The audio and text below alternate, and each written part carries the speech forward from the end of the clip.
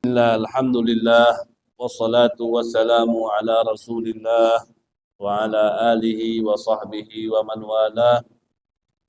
Rabbi syrah li sadri wa yassir li amri wahlul 'uqdatam min lisani yafqahu qawli wa saddid lisani wahdi bihi qalbi bijahin nabi wal ali. Allahumma 'allimna ma yanfa'una wanfa'na bima 'allamtana warzuqna ilman wa amalan wa fiqhan fid din. Amin ya rabbal alamin. Alhamdulillah. Hadirin hadirat, bapak-bapak, ibu-ibu, para tokoh masyarakat, para sesepuh, orang tua yang kita muliakan. Alhamdulillah, kita bersyukur kepada Allah Subhanahu wa taala tentunya pada malam hari ini kita masih diberikan oleh Allah Subhanahu wa taala kesempatan untuk berjalan, yang mana jalan yang kita tempuh ini insyaallah sesuai dengan jalan yang sudah diajarkan oleh baginda Nabi besar Muhammad sallallahu alaihi wasallam, jalan yang selalu diridhoi oleh Nabi, selalu disukai oleh Nabi, selalu diingatkan oleh baginda Nabi besar Muhammad sallallahu alaihi wasallam, karena duduknya orang itu untuk mempelajari daripada ilmu baginda Nabi besar Muhammad sallallahu alaihi wasallam itu adalah tempat duduk yang paling disukai dan disenangi oleh baginda Nabi besar Muhammad sallallahu alaihi wasallam. Nah, tatkala Nabi besar Muhammad sallallahu alaihi wasallam mendapati ada dua kelompok yang sedang berkumpul. Yang satu kelompok itu berzikir kepada Allah Subhanahu wa taala. Yang satu kelompok lagi mempelajari daripada ilmunya baginda Nabi besar Muhammad sallallahu alaihi wasallam. Tatkala itu ditanya oleh sahabat, ya Rasulullah, mana di antara kedua kelompok ini yang lebih baik ya Rasulullah? Apakah lebih baik orang yang berzikir kepada Allah ataukah lebih baik orang yang mempelajari daripada ilmu agama? Nabi besar Muhammad sallallahu alaihi wasallam mengatakan dua-duanya itu bagus. Orang yang duduk berzikir kepada Allah itu bagus. Orang yang duduk mempelajari daripada ilmu agama juga itu bagus. Akan tetapi setelah selesai menjawab daripada pertanyaan sahabat tersebut, Nabi besar Muhammad sallallahu alaihi wasallam menghampiri kelompok yang mana mereka duduk untuk mempelajari daripada ilmu baginda Nabi besar Muhammad sallallahu alaihi wasallam. Maka di sini ulama dan sahabat mereka mengatakan orang yang duduk berkumpul untuk mempelajari daripada ilmu agama itu bisa dikatakan lebih afdal daripada orang duduk berzikir kepada Allah Subhanahu wa taala. Karena dengan duduknya orang berkumpul untuk mempelajari daripada ilmu agama, maka apa yang dia pelajari itu akan membuat apa saja yang dia kerahkan di dalam bentuk taat kepada Allah Subhanahu wa taala itu bisa di jalan yang benar. Karena bisa saja orang yang hidupnya bertahun-tahun akan tetapi amal ibadah yang telah dia lakukan itu mungkin saja salah. Akan tetapi orang yang mempelajari daripada ilmu agama, bentuk taat yang sudah dia lakukan itu sudah pasti bisa dikatakan benar. Karena sebelum dia berbuat taat, dia mempelajari dulu ilmu-ilmu yang berkaitan tentang apa yang diwajibkan oleh Allah Subhanahu wa taala. Hadirin hadirat yang dimuliakan oleh Allah Subhanahu wa taala, oleh karena itu kita bersyukur kepada Allah Subhanahu wa taala. Di setiap minggu, mungkin di setiap bulannya ataupun di setiap harinya, kita selalu dinaungi dengan taufiknya Allah, selalu dinaungi dengan hidayahnya Allah Subhanahu wa taala sehingga kita bisa menjadi hamba yang terpilih. Yang mana ketika di tempat tersebut ada majlis zikir, di situ kita ada. Di mana di tempat tersebut ada majlis ilmu, kita juga ada. Maka ini adalah pertanda yang baik, pertanda bahwasannya kita itu termasuk orang-orang yang Allah Subhanahu wa taala ingin dekat dengan kita. Yang mana Allah Subhanahu wa taala ingin kita mengenal lebih jauh daripada Allah Subhanahu wa taala. Hadirin hadirat yang dimuliakan juga dirahmati oleh Allah Subhanahu wa taala. Kita melanjutkan daripada pelajaran kita yang sudah kita mulai di 2 minggu yang lalu, yang mana alhamdulillah di 2 minggu yang lalu, walaupun ini terasa begitu cepat sekali perasaan kita baru minggu kemarin, tapi sebenarnya ini sudah 2 minggu yang lalu. Memang waktu itu begitu, waktu ke-save, waktu itu seperti pedang. Pedang itu sebegitu cepatnya dia memotong segala hal, begitupun juga waktu. begitu cepat untuk memotong daripada apa rutinitas yang kita lakukan sehari-hari. Maka jangan sampai kita itu menjadi orang yang siap untuk dipotong dengan pedang, jangan. Maksudnya apa? Mari kita mengoptimalkan daripada waktu yang sudah kita punya. Kita optimalkan semuanya kepada bentuk baik, bentuk taat kita kepada Allah Subhanahu wa taala. Maka alhamdulillah di 2 minggu yang lalu kita sudah mempelajari tentang apa itu yang dikatakan tentang sifat Allah, al-qudrah, al-iradah, al-ilm, al-haya. 4 sifat ini mungkin sudah kita pelajari. Maka di malam hari ini kita akan mempelajari 3 sifat lagi yang berkaitan tentang Allah Subhanahu wa taala. Yang pertama as-sama, yang kedua al-basar, yang ketiga al-kalam. Maka di sini disebutkan oleh al-muallif, pengarang daripada kitab, sifat yang 11 dan sifat yang ke-12 itu adalah sifat as-sam'u wal basar. Allah Subhanahu wa taala mendengar, Allah Subhanahu wa taala juga melihat. Yang mana di sini beliau mengatakan wahuma sifatani qadimatani qaimatani bidzatihi ta'ala. Yang mana sifat sama dan sifat basar ini adalah 2 sifat yang qadim. Yang mana 2 sifat tersebut melekat ada pada zatnya Allah Subhanahu wa taala. Yankashifu biha al-mawjud. Yang mana dengan 2 sifat tersebut akan terbuka bagi Allah Subhanahu wa taala apapun yang ada.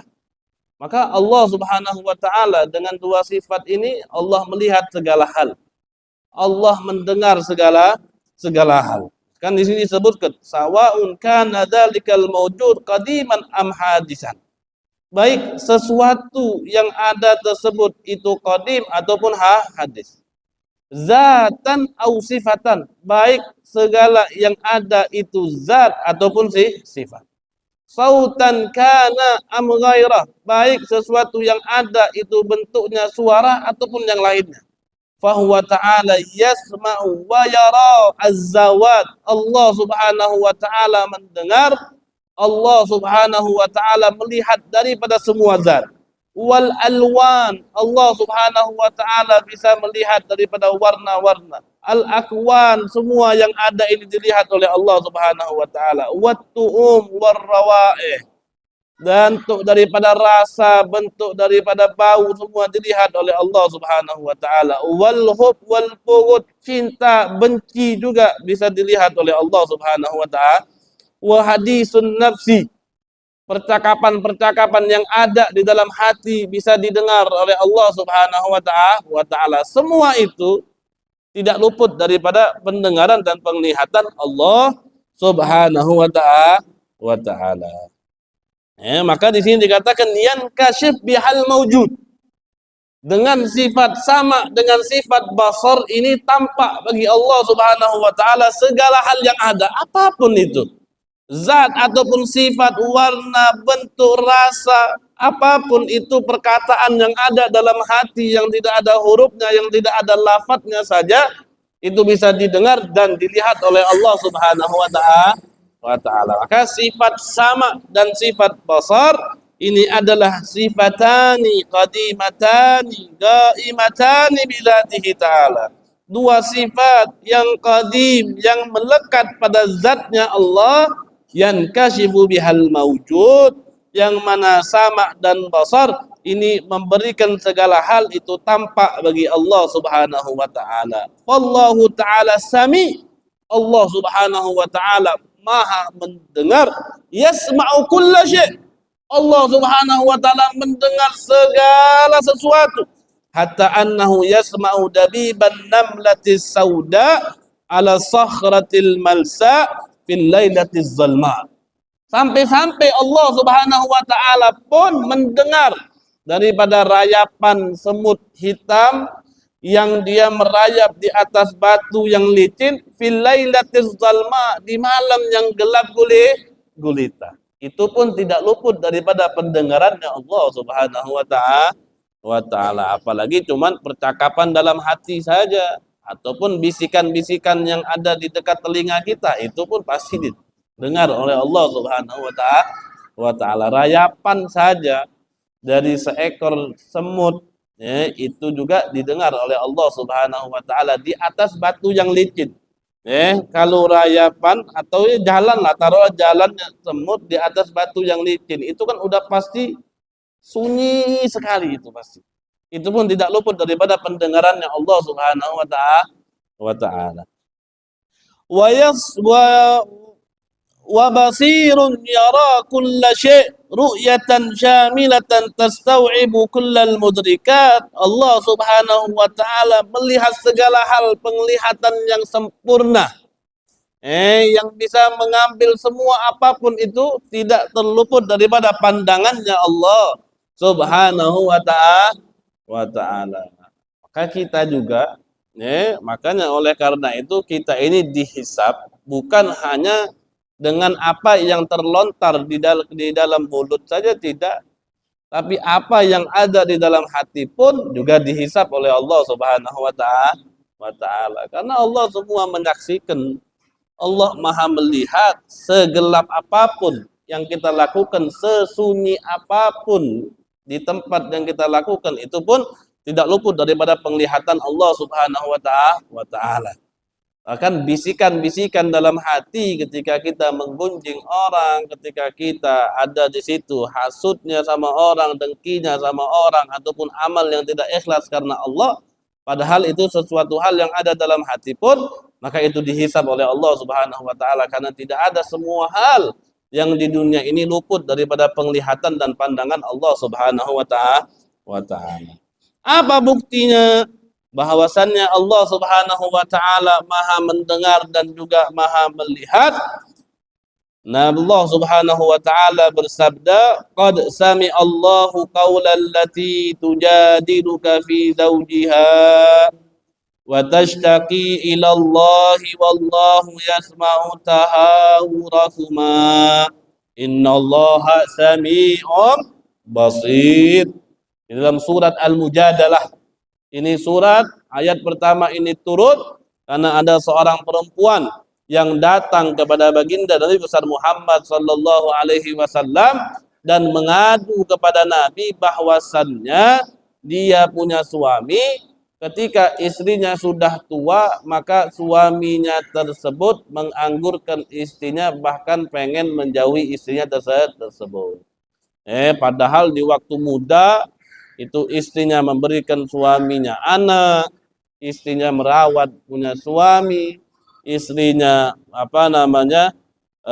berkhidmat kepada suaminya. Tapi ketika istrinya sudah tua, pengen diceraikan dan dijauhkan oleh suami. Maka ada seorang perempuan, kalau tidak salah namanya siapa? Tolha kalau salah. Kalau tidak salah.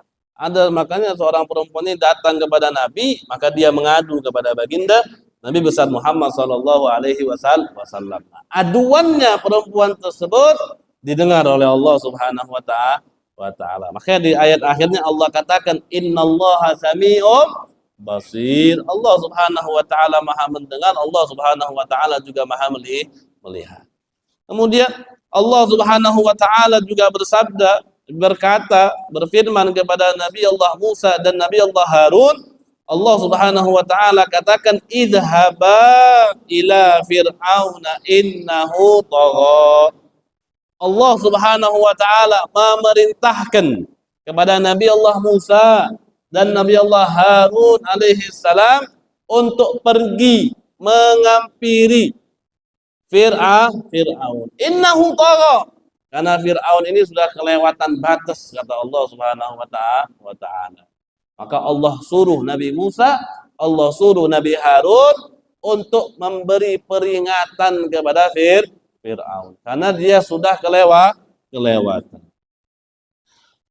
Faqula lahu qawlan layyinan la'allahu yatadhakkaru aw yakhsha. Allah Subhanahu wa taala juga ingatkan kepada Nabi Allah Musa dan Nabi Allah Harun, kata Allah, pergi kalian kepada Fir'aun, faqula lahu qawlan layyina, dan katakanlah kepada Fir'aun perkataan yang lembut. La'allahu yatadzakkaru aw yakhsha. Mungkin saja dengan perkataan yang lembut, dakwah yang lembut, ajakan yang lembut tersebut bisa memberi peringatan kepada Fir'aun dan Fir'aun juga menjadi takut. Nah, di ayat ini, di sini kita bisa mengambil hikmah. Sejahat apapun itu seseorang, sejelek apapun itu seseorang, ketika kita ingin memperingati seseorang tersebut, maka ajaklah dia dengan perkataan yang baik dan perkataan yang lembut. Fir'aun saja yang dosanya itu bukan berzina, yang dosanya itu bukan hanya saja mungkin minum khamar, bukan. Dosanya Fir'aun ini bahwasannya dia menganggap diri dia ini adalah Tuhan. Tidak ada dosa yang lebih besar selain kita musyrik kepada Allah Subhanahu wa ta'ala. Bahkan dirinya sendiri mengaku bahwasanya dia Tuhan. Akan tetapi Allah Subhanahu wa ta'ala masih memerintahkan Nabi Musa dan Nabi Harun untuk datang kepada Fir'aun dan ucapkanlah kepada Fir'aun perkataan yang lembut, kata Allah Subhanahu wa ta'ala. Qala rabbana innana nakhafu an yafruta alaina aw yatgha. Nabi Musa dan Nabi Harun mereka berkata kepada Allah, ya Allah, kami takut kalau sekiranya kami datang kepada Fir'aun, maka nanti kami takut dia akan berlebihan, ya Allah. Mungkin dia akan menyiksa kami, ya Allah, atau dia bakal kelewatan batas lebih lagi, ya Allah, kata Nabi Allah Musa dan Nabi Allah Harun. Maka Allah Subhanahu wa ta'ala menjawab ketakutan mereka. Allah katakan, qala la takhafa. Kata Allah, kalian berdua jangan takut. Innani ma'akuma asma'u wa ara.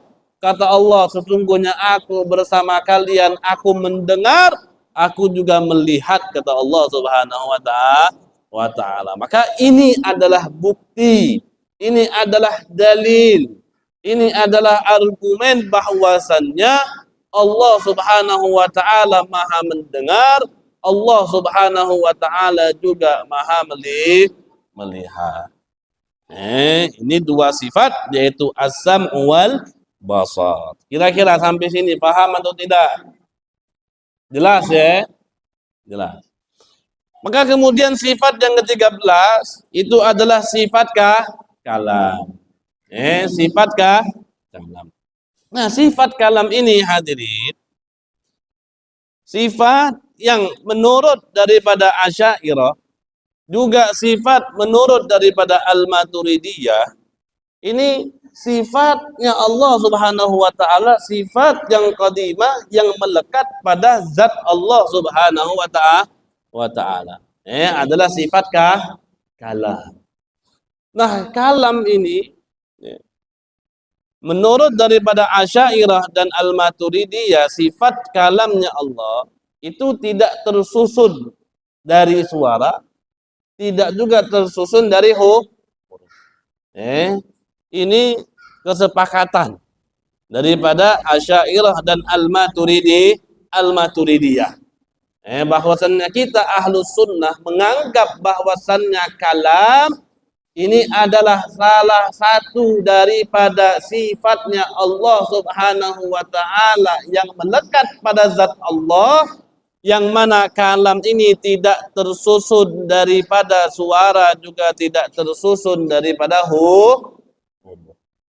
Karena kita meyakini bahwasannya setiap huruf itu pasti ada awal dan juga pasti ada akhir. Apapun itu huruf. Mau huruf itu bahasa Inggris dimulai dengan E, diakhiri dengan Z. Mau itu bahasa Indonesia juga sama, dimulai dengan A, diakhiri dengan Z. Mau itu bahasa Arab juga sama, pasti mulainya dengan alif, diakhiri dengan ya. Juga bahasa-bahasa daerah, mau daerah Puding, Bangka, Palembang, Sumatera, Jawa, dan yang lainnya, di situ mereka mempunyai huruf pasti ada awal juga pasti ada akhir. Maka di sini dengan hal-hal yang seperti itu kita meyakini bahwasannya kalamullah itu tidak tersusun dengan huruf. Juga kalamullah tidak tersusun dengan suara. Karena suara juga tadi sama. Suara itu juga pasti ada permulaan, juga pasti ada nggak ada istilahnya kita bisa ucapkan semua apa yang kita ketahui sekarang ini.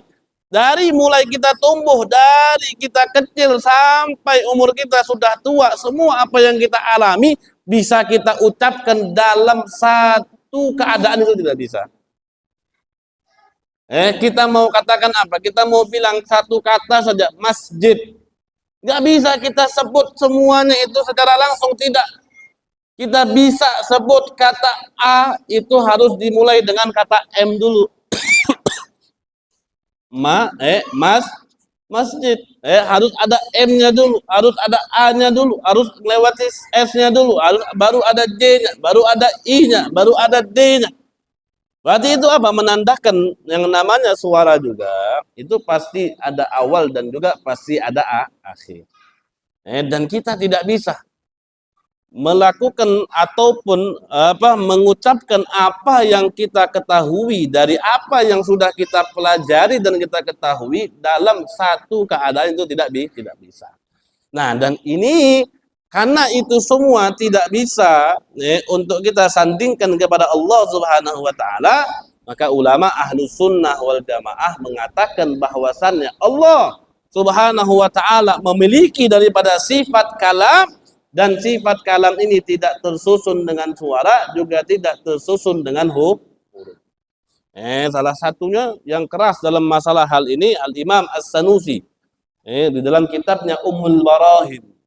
Itu jelas banget beliau mengatakan bahwasannya Allah Subhanahu wa taala mempunyai sifat kalam, dan kalamnya Allah itu tidak tersusun dari suara dan huruf. Karena tadi suara punya permulaan, huruf juga punya permulaan dan juga punya akhir. Dan suara itu tidak bisa kita keluarkan apa yang kita ketahui sekarang ini dalam satu keadaan itu tidak bisa. Kalau memang itu kita nisbatkan kepada makhluk, maka itu sesuatu hal yang biasa. Tapi kalau kita nisbatkan kepada maqamul uluhiyah, kita nisbatkan kepada Allah, maka di situ Al-Imam As-Sanusi mengatakan berarti kita katakan bahwasannya Allah itu bisu. Kenapa Allah dikatakan bisu kalau kita sifatkan Allah itu ada suaranya? Karena suara itu ada permulaan dan juga ada akhir. Maka ketika Allah tidak bisa memberikan apa yang sudah diketahui oleh Allah Subhanahu wa taala daripada alam semesta ini dengan satu keadaan, satu berbicara langsung Allah keluarkan semua, nah maka itu menandakan bahwasannya tadi berarti Allah bisu dalam sifat maqamul uluhiyah. Makanya nggak bisa. Makanya kita meyakini bahwasannya Allah Subhanahu wa taala itu mempunyai sifat kalam, dan kalamnya Allah Subhanahu wa taala tidak tersusun dari suara, juga tidak tersusun daripada huruf. Berbeda dengan Al-Wahabiyah, berbeda dengan Al-Mujassimah. Wahabi dan Al-Mujassimah mereka sama seperti kita. Mereka meyakini bahwasannya Allah Subhanahu wa taala mempunyai sifat kalam, mereka meyakini. Tapi ada perbedaan di situ. Ini yang perlu kita garis bawahi. Apa perbedaan kita dengan orang-orang Wahabi? Apa perbedaan kita tentang orang-orang yang Mujassimah? Kita sama dalam hal Allah mempunyai sifat kalam. Tapi mereka meyakini bahwasannya kalamnya Allah itu tersusun dari suara, juga tersusun daripada huruf.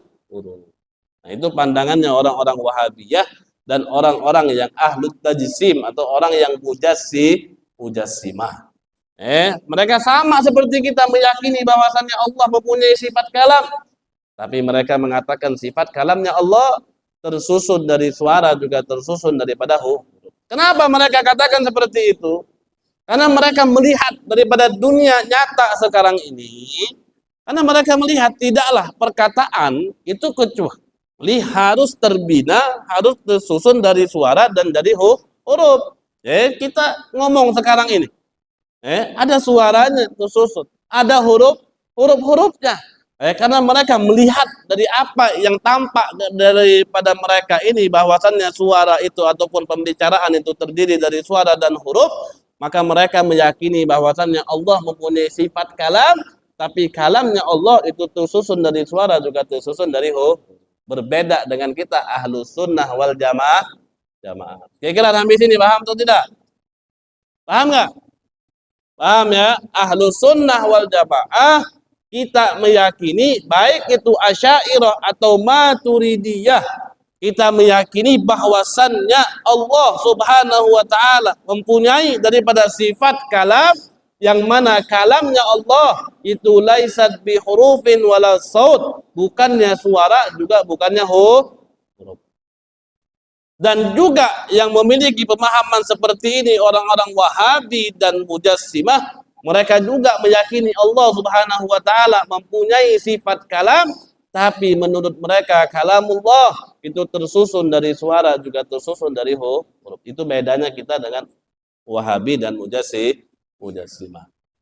Berbeda dengan Mu'tazilah. Makanya kalau kita berbicara tentang kalam ini sering sekali kita dengar cerita. Ada seperti Al-Imam Al-Bukhari, ada seperti Al-Imam Syafi'i, ada seperti Al-Imam Ahmad bin Hanbal. Mungkin kalian semua sudah pernah dengar cerita bahwasannya di zaman itu semua daripada kebanyakan daripada imam-imam ditanyakan tentang Quran itu, apakah Quran itu makhluk atau tidak. Pernah dengar nggak ceritanya? Yang belajar tauhid, pasti dia pernah dengar. Tentang bahwasannya di zaman tersebut memang dipimpin oleh Bani Umayyah atau Abbasiyah, lupa pokoknya, yang mana pemimpin pada saat itu orang yang bermazhab Mu'tazilah, yang mana dia memang mempunyai kekuasaan, mempunyai kekuatan pada saat itu, dan mereka beranggapan bahwasannya kala Allah Subhanahu wa taala tidak mempunyai daripada sifat kalam. Kenapa Allah tidak mempunyai sifat kalam?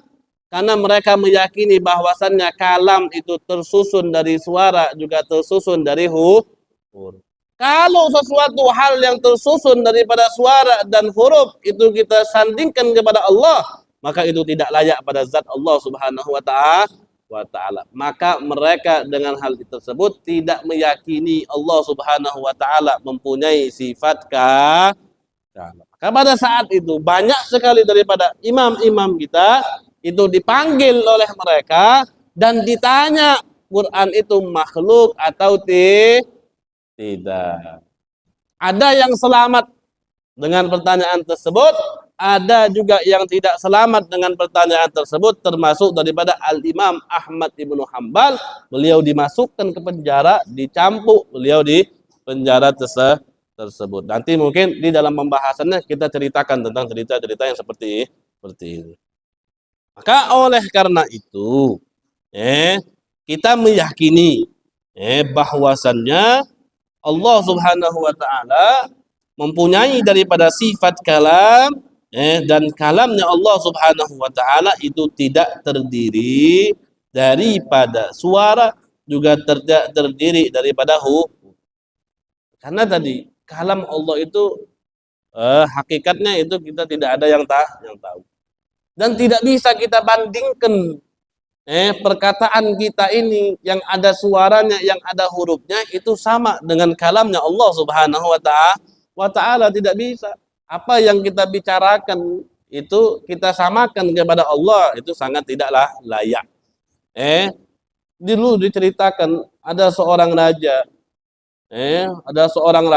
yang mana raja tersebut, orang-orang yang belum pernah melihat raja, mereka itu penasaran. Raja itu orangnya seperti apa? Raja itu kalau ngomong seperti apa?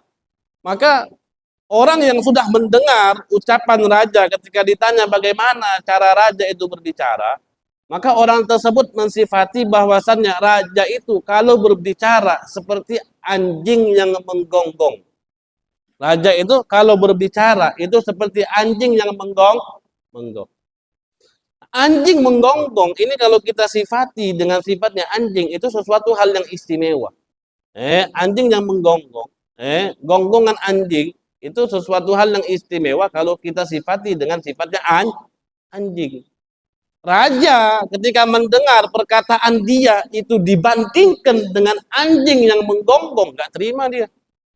Kok omongan anak disamakan dengan anjing? Padahal mereka berdua, raja dan anjing itu sama-sama makhluknya Allah Subhanahu wa ta'ala. Sama-sama makhluk saja, itu ada yang tidak ridho. Perkataannya itu disamakan dengan yang lainnya, apalagi perkataan kita ini disamakan dengan kalamnya Allah Subhanahu wa ta'ala. Maka sungguh sangat tidak layak sama sekali. Bahkan seperti diceritakan Nabi Allah Musa alaihi salam, itu kan diajak khalwat, disuruh khalwat oleh Allah Subhanahu wa ta'ala selama 40 hari. Ketika khalwat di situ, Allah Subhanahu wa ta'ala perintahkan beliau untuk ke Tur atau gunung, dinamakan dengan Gunung Sina. Maka disitulah Nabi Allah Musa alaihi salam mendengar daripada kalamnya Allah Subhanahu wa ta'ala. Nabi Musa itu diriwayatkan ketika beliau mendengar daripada kalamnya Allah, dan ketika Nabi Musa pulang daripada khalwatnya tersebut, itu Nabi Musa nutup dia punya telinga, tidak mau mendengarkan daripada pembicaraan manusia sama sekali, karena ketika dia sudah mendengar dengan kalamnya Allah, di situ Nabi Musa sudah merasakan keindahan, keistimewaan. Tidak ada yang lebih indah daripada kalamnya Allah Subhanahu wa ta'ala. Gak mau Nabi Musa berbulan-bulan menutup dia punya telinga, tidak mau dia mendengar daripada ucapan-ucapan manusia sama sekali. Karena masih teriang-iang dengan kalamnya Allah Subhanahu wa ta'ala yang pernah dia dengar. Sampai Allah Subhanahu wa ta'ala membuat Nabi Allah Musa lupa akan beliau itu mendengar daripada kalamnya Allah Subhanahu wa ta'ala. Sampai seperti itu. Saking indahnya daripada kalamnya Allah Subhanahu wa ta'ala. Al-Imam Ibnu Athaillah As-Sakandari itu pernah menceritakan ada imam wali, ini wali abdal, namanya Makinuddin. Imam namanya Makinuddin. Ini Imam Makinuddin, kata Imam Ibn Athaillah As-Sakandari, itu pernah mimpi. Dia mimpinya mimpi bidadari. Mimpi bidadari. Ngobrol sama bidadari. Setelah dia bangun, mimpi ngobrol sama bidadari, katanya, setiap kali dia dengar orang ngomong, dia muntah. Orang ngomong sama dia muntah. Orang ngomong sama dia muntah. Kenapa tadi? Karena terlalu nikmat bagi dia apa yang diucapkan oleh bidadari. Ini sesama makhluk loh. Bidadari itu makhluknya Allah. Manusia juga makhluknya Allah. Tapi level kalamnya bidadari sama level kalamnya kita itu sangat jauh. Apalagi kalau kita bandingin kalamnya kita dengan kalamnya Allah Subhanahu wa ta'ala. Ini baru bidadari saja. Itu setiap kali dia dengar omongan orang, dia muntah. Sampai beberapa bulan.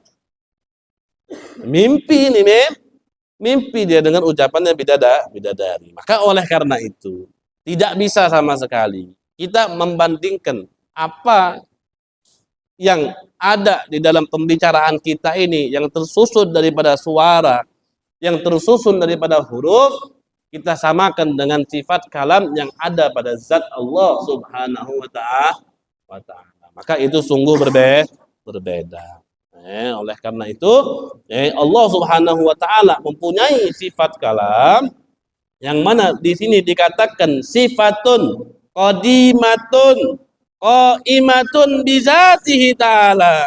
Kalam ini adalah sifat yang qadim, yang melekat pada zat Allah Subhanahu wa ta'ala, laisat bi hurufin wala sautin, yang mana kalam ini bukan huruf juga bukan suara, tadullu ala jami'il ma'lumat, yang memberikan isyarat atas semua hal yang diketahui oleh Allah Subhanahu wa ta'ala. Kalam. Makanya kalam itu ta'alluqnya itu ta'alluq dilalah, dikatakan ta'alluq dalalah. Orang itu kan semakin banyak dia ngomong, berarti kan itu menandakan bahwasannya semakin banyak ilmu yang dia dapatkan. semakin banyak ilmu yang dia ada pada diri dia. Bagaimana kita itu melihat orang ini ilmunya banyak? Salah satunya apa? Dengan pembicaraannya dia. Dengan pembicaraannya dia kita bisa melihat, oh orang ini berilmu. Oh orang ini banyak mengetahui beberapa hal. Oh orang ini pandai dalam bidang ini. Orang ini pandai dengan bidang ini, pandai dalam bidang ini. Seperti itu. Pembicaraan seperti itu. Makanya ta'alluqnya dalalah. Menunjukkan apa semua daripada apa yang diketahui oleh Allah Subhanahu wa taala. Makanya sifat kalam ini harus ada pada zatnya Allah Subhanahu wa taala. Nah, adapun nanti ketika kita ditanya, terus bagaimana kalau kiranya Al-Qur'anul Karim? Al-Qur'anul Karim itu seperti apa? Apakah dia itu kalamullah? Apakah dia itu makhluk? Atau dia apa gitu kan?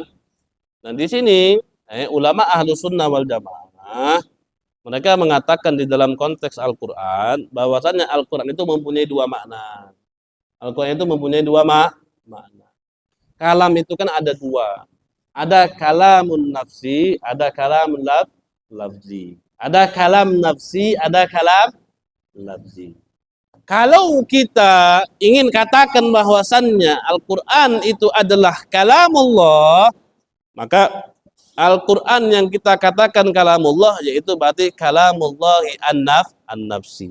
Apa kalamullah an-nafsi? Perkataan Allah yang tidak tersusun daripada suara, juga tidak tersusun daripada Adapun Al-Quran yang kita baca sekarang ini, yang ada tulisannya, yang ada hurufnya, yang ada kertas-kertasnya ini, maka itu adalah makhluk tentunya. Makhluk. Kertas itu sesuatu hal yang baru atau yang lama? Baru kertasnya, ada tulisannya, ada awalnya. Huruf Al-Quran itu ada huruf-hurufnya. Yang seperti itu makhluk. Tapi kalau kita kaitkan Al-Quran itu tentang kalamullahi an-nafsi, maka Al-Quran itu kalamullah subhanahu wa ta'ala. Dan di makomnya umum ketika kita berbicara tentang Al-Quran, maka nggak boleh kita katakan Al-Quran itu makhluk. Kita harus katakan Al-Quran itu adalah kalamullah subhanahu wa ta'ala. Maka di sini kita katakan di dalam kitab Tuhfatul Murid, apa beliau katakan? Wa madhabu ahlus sunnah annal Qur'an bima'nal kalamin nafsi laisa bimakhluk. Mazhabnya ahlus sunnah, kalau sekiranya Quran yang kita katakan adalah kalam nafsi, perkataan Allah Subhanahu wa taala yang tidak tersusun daripada suara dan juga huruf, laisa bimakhluqin, Quran yang seperti itu bukan makhluk. Wa ammal Qur'an bima'nal lafdzil ladzi naqra'uhu fahuwa makhluk.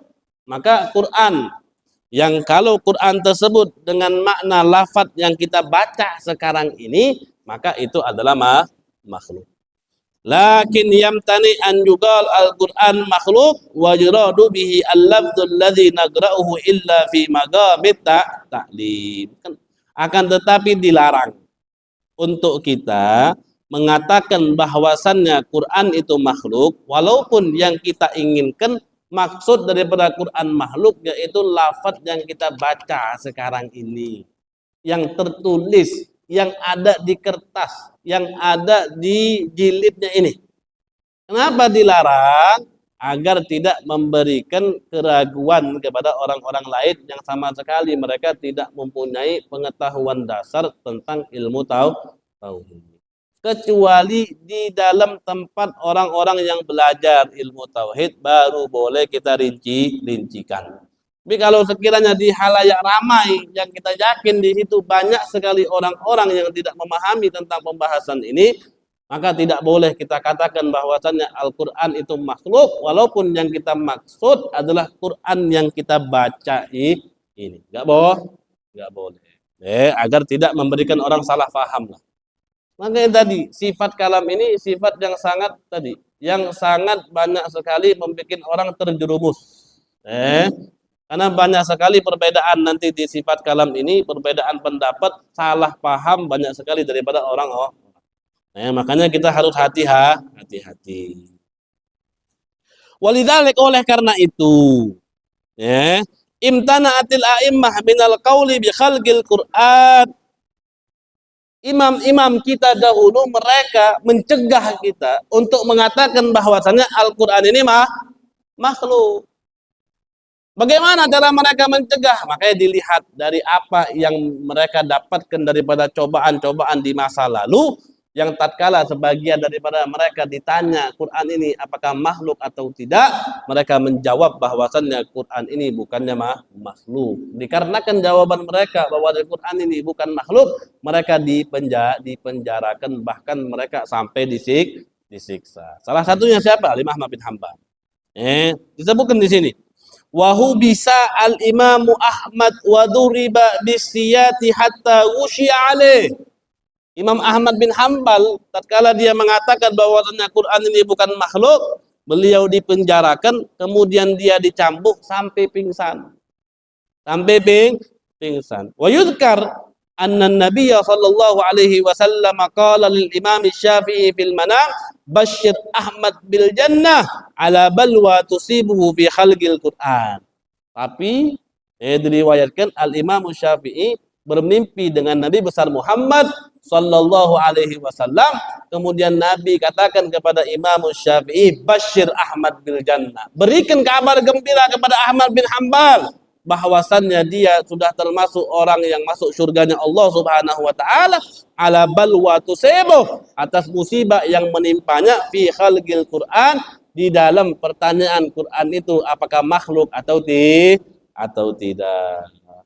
Fa'arsallahu kitaban di Baghdad falamma qara'ahu baka wa dafa'a al-rasuli qamisahu alladhi yali jasadahu wa kana alaihi qamisan falamma dafa'a al-Syafi'i ghassalahu waddahana bima'i. Sampai-sampai ketika beliau Imam Syafi'i bermimpi dengan Nabi, maka Imam Syafi'i mengutus utusan untuk disampaikan kepada Al-Imam Ahmad bin Hanbal. Kemudian tatkala beliau mendengar bahwasannya Nabi besar Muhammad memberikan dia kabar gembira bahwasannya dia dimasukkan oleh Allah Subhanahu wa taala ke surganya Allah, dia buka baju yang dia pakai pada saat itu, tapi dia punya dua baju, kemudian diberikan kepada Imam Syafi'i. Setelah diberikan kepada Imam Syafi'i, dicuci sama Imam Syafi'i dan diberikan minyak wangi oleh Al-Imam Syafi'i. Dan banyak lagi, bahkan Imam Syafi'i juga ditanya, tapi Imam Syafi'i memakai hilang. Imam Syafi'i juga bisa ditanya. Termasuk juga ditanya Al-Imam Al-Bukhari. Imam Bukhari ketika lagi semarak-semaraknya imam-imam itu dipanggil oleh orang-orang pemerintahan pada saat itu, yang mana mereka pengen ditanyakan apakah Quran itu makhluk atau tidak. Fakharajal Bukhari faran. Imam Bukhari lari. Wa qala Allahumma gbidni ilaika ghaira maftun. Imam Bukhari berdoa kepada Allah, ya Allah, cabut nyawaku, biarkan aku ini dicabut nyawanya ya Allah tanpa ada fitnah sama sekali. Famata ba'da arba'ati ayyam. Kemudian Imam Bukhari mati setelah doanya dia 4 hari. Wasujina Isa ibnu Dinar 20 sanah. Al-Imam Isa ibnu Dinar itu gara-gara dia ngomong Quran itu makhluk, di penjara 20 tahun. Wasu'ila Asy-Sya'bi. Al-Imam Asy-Sya'bi juga pernah ditanya, Quran itu makhluk atau tidak? Imam Asy-Sya'bi katakan, ammat Taurat wal Injil waz-Zabur wal Quran fahadhil arba'atu hadisah.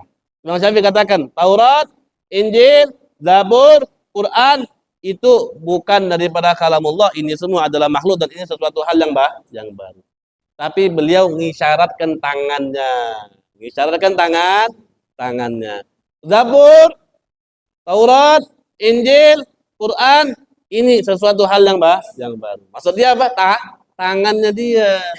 Bukan dia katakan Quran, Zabur, Taurat, Injil itu adalah makhluk. Ini termasuk hilah, solusi daripada jawaban daripada a'immah kita, dan inilah yang bisa kita pakai semua.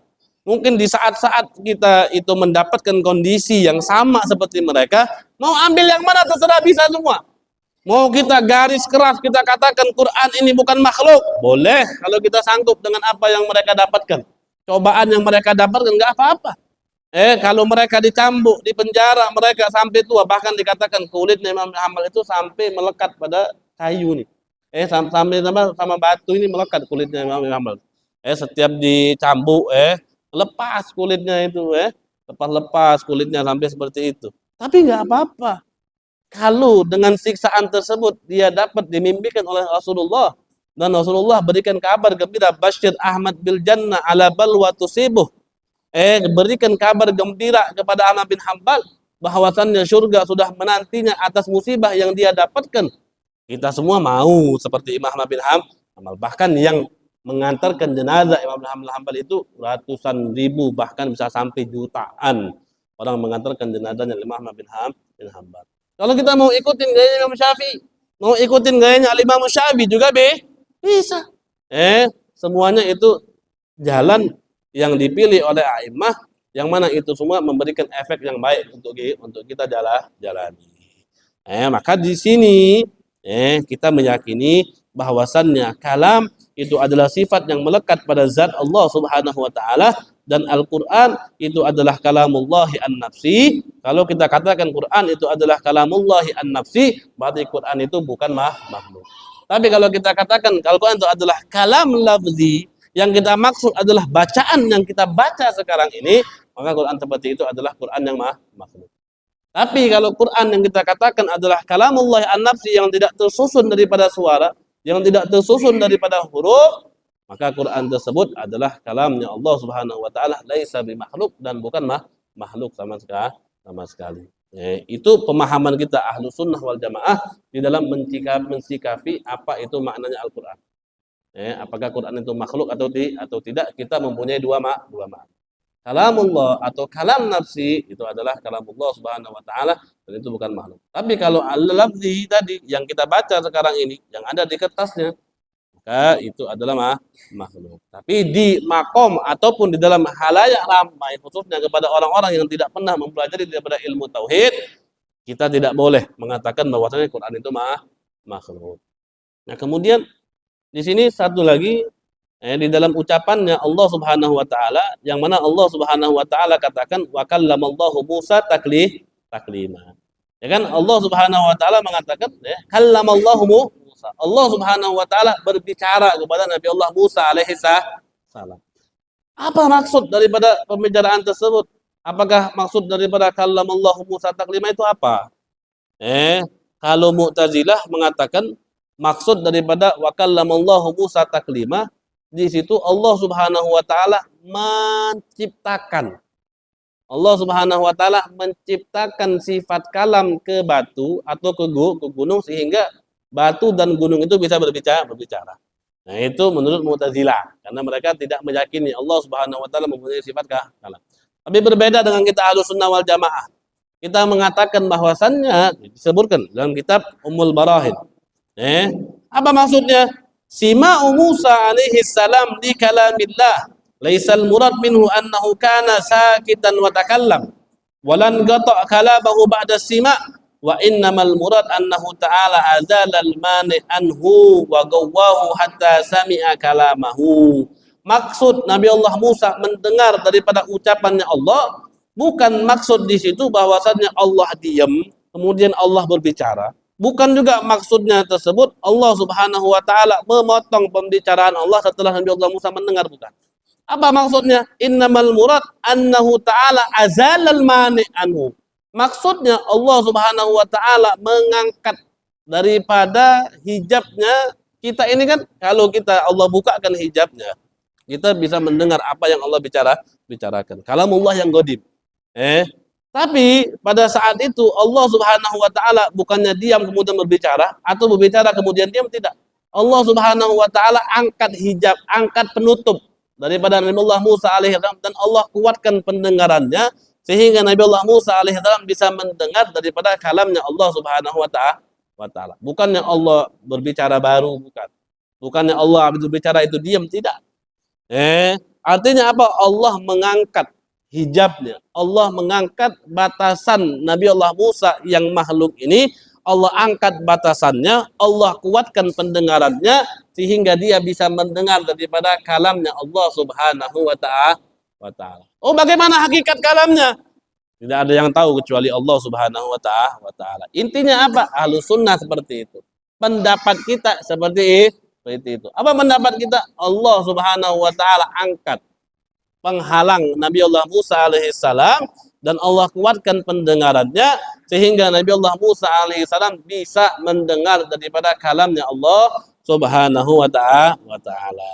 Kembali ke kitab, Jadi apa maksudnya? Al-kalam huwa sifatun qadimatun qaimatun bi dzatihi ta'ala laisat bi hurufin wala sautin tadullu ala jami'il ma'lumat. Kalam itu adalah sifat yang qadim yang melekat pada zat Allah, bukan huruf juga bukan suara, tadullu ala jami'il ma'lumat yang memberikan petunjuk atas segala hal yang diketahui oleh Allah Subhanahu wa taala. Apa dalilnya? Qala ta'ala wa kallamallahu Musa taklima. Walamma jaa Musa limiqatina wa kallamahu rabbuh. Dan tatkala Musa datang kepada perjanjian ke tempat yang sudah kita janjikan, wa kallamahu rabbuhu, kemudian Tuhannya Musa berbicara kepadanya. Wa ma kana li basharin an yukallimahu Allah illa wahya. Wa idza wajabat lahu ta'ala qudratun wa iradatun wa ilmun wa hayatun wa sam'un wa basarun wa kalam fakana minat tabi'i an yajiba lahu ta'ala hadhihi sifatit taliyah. Ketika Allah itu wajib mempunyai sifat qudrah, Allah wajib mempunyai sifat iradah, Allah wajib mempunyai sifat ilim, sifat haya, sifat sama, sifat basar dan sifat kalam, maka secara tabiat Allah Subhanahu wa taala juga wajib mempunyai sifat-sifat yang akan datang, yaitu kaunuhu qadiran, kaunuhu muridan, kaunuhu aliman, kaunuhu hayyan, kaunuhu sami'an, kaunuhu basiran, kaunuhu mutakalliman. Nanti yang mana insya Allah seterusnya ini sampai bawah akan kita kaji lagi di pertemuan kita yang akan datang. Mungkin kita cukupkan sampai pada kajian kita